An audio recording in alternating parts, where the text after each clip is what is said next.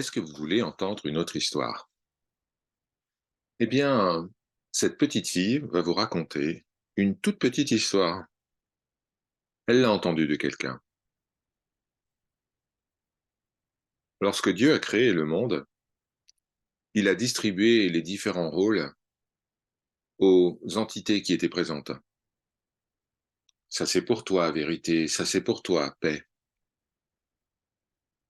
Quelque chose était assigné à chaque entité présente. Alors, le péché se leva et dit, Seigneur, où devrais-je vivre? Vous avez donné à chacun un travail à faire. Qu'est-ce que vous m'avez réservé? Dites-moi où je devrais vivre et ce que je devrais faire. Le Seigneur répondit, Je t'ai gardé la meilleure place. Tu vivras dans la bouche de celui ou celle qui ne raconte aucune histoire au sujet du Seigneur.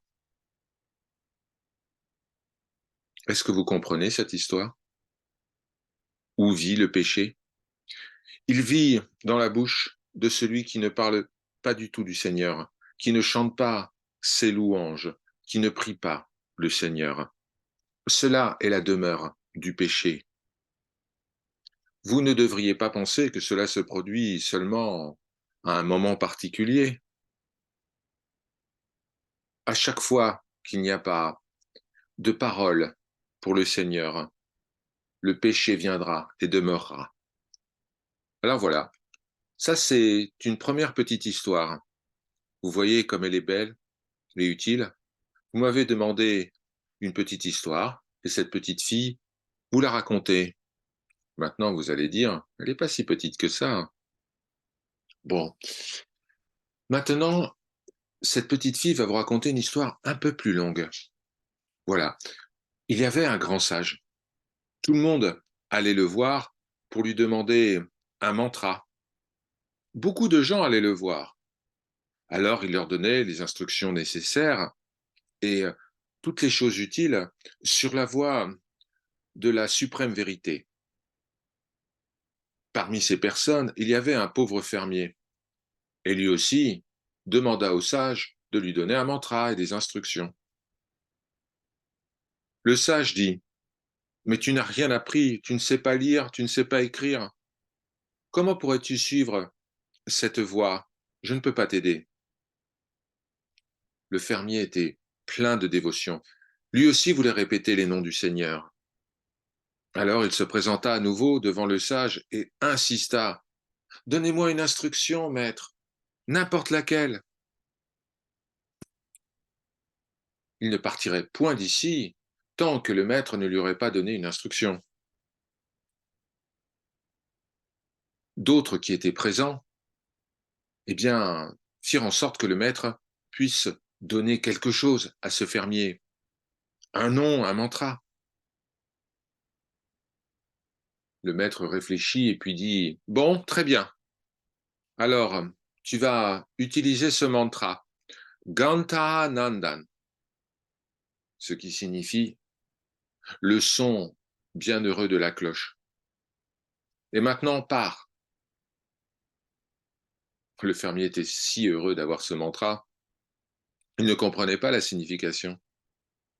Mais pour lui, c'était déjà extraordinaire d'avoir reçu un mantra d'un tel maître. Alors, il prit ce mantra avec grande dévotion et rentra chez lui. À partir de ce moment-là, il commença à chanter Gantanandam, Gantanandam. Il ferma la porte de sa chambre, s'assit au milieu et commença à le répéter constamment.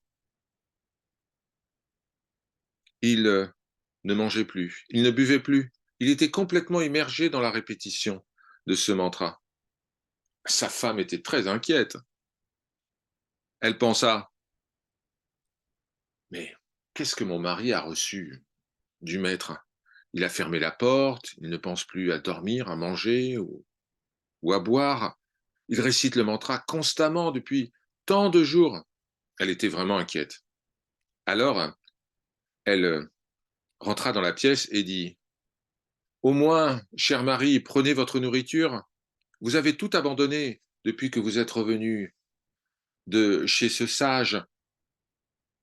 Mais le fermier n'était pas d'accord. Alors la femme lui dit, alors faites une chose. Je sais que vous ne voulez pas interrompre la récitation de votre mantra. Alors, je vais prendre le relais. Je vais réciter le mantra à votre place et je vais les chanter pendant que vous prendrez un bain et que vous mangerez. Le fermier dit, elle a raison. J'ai besoin d'un peu de repos. Eh bien, nous allons faire comme elle a dit. Et puis, eh bien, entre-temps, je prendrai mon bain et je mangerai un peu. Après m'être reposé, je reviendrai et je continuerai la prononciation du mantra. Il n'y a pas de problème parce qu'il n'y aura pas d'interruption dans la répétition. Alors il dit à sa femme, d'accord, lui remit le mantra et se dirigea pour prendre un bain. L'épouse du fermier s'assit dans la chambre et commença à répéter le mantra. Mais elle pensa, Gantanandan, c'est vraiment un mantra, mais c'est pas possible. Elle se désintéressa de cela et sortit. Lorsque le fermier revint, il s'aperçut qu'il n'y avait personne dans la pièce. Il sortit à l'extérieur de sa maison et vit son épouse. Il lui demanda, maintenant vous pouvez me rendre le mantra. Elle dit, mais est-ce que Gantanandan est un mantra? Qu'est-ce que je dois vous redonner en réalité? Mais le fermier ne l'entendit point de cette oreille. Il continua à lui demander, redonnez-moi mon mantra. Regardez, regardez cette dévotion intense. Il était complètement illettré. Mais ce qui est important, ce n'est pas le niveau d'érudition, c'est la dévotion. Même une personne illettrée peut voir le Seigneur se manifester s'il y a de la dévotion et s'il y a répétition constante des noms du Seigneur. Alors, vint un moment où finalement l'épouse consentit à redonner le mantra à son mari. Le fermier était tellement heureux d'avoir récupéré le mantra. Il se mit dans sa chambre, ferma la porte et commença à répéter. Il répéta ce mantra pendant 3 jours, sans aucune interruption, sans manger ni boire. Il était totalement immergé dans la répétition, dans le Nama Japa, la répétition des noms.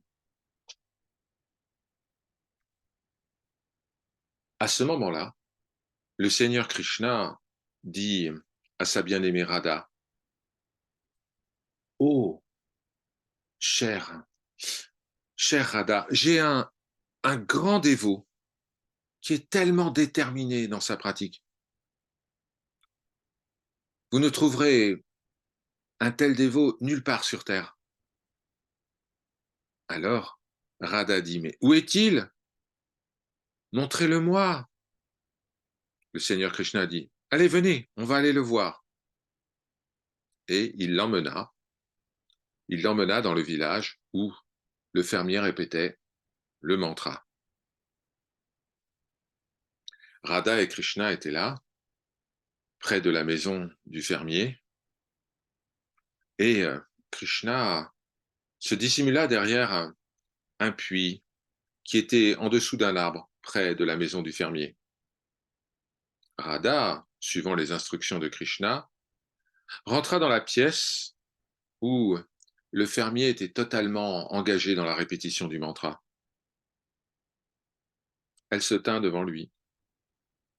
Elle vit qu'il était concentré, mais tellement concentré sur la répétition du mantra, bien que son épouse faisait beaucoup de bruit. Elle fermait tel placard, en ouvrait un autre. Il n'était pas du tout perturbé. Il continuait à chanter son mantra de tout son cœur. Radha dit au fermier, mais que chantez-vous là? Mais le fermier ne répondit point, il continua à chanter. Mais le chant lui-même lui donna une vision pure, et son œil intérieur s'ouvrit. Il devint capable de tout voir. Il reçut la lumière de la connaissance, Jnana Prakash, la dévotion intense, Bhakti, la foi, Shraddha, furent totalement manifestées en lui.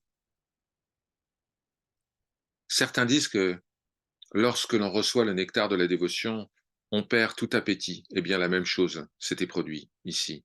Le sommeil, la faim, la soif, eh bien, tout cela n'était plus ressenti. Avec cette lumière intérieure, il vit Radha se tenir devant lui. Il ouvrit ses yeux. Mais à qui pensez-vous demanda Radha. Le fermier répondit, je ne pense qu'à votre mari, Sri Krishna. Où est mon mari demanda Radha. Il est là, il est caché derrière le puits en dessous de l'arbre.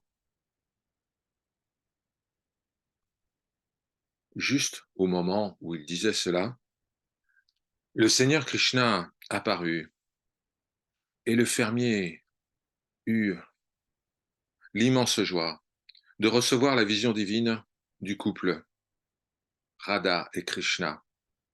Avec cette vision divine, le fermier se souvint de sa véritable nature.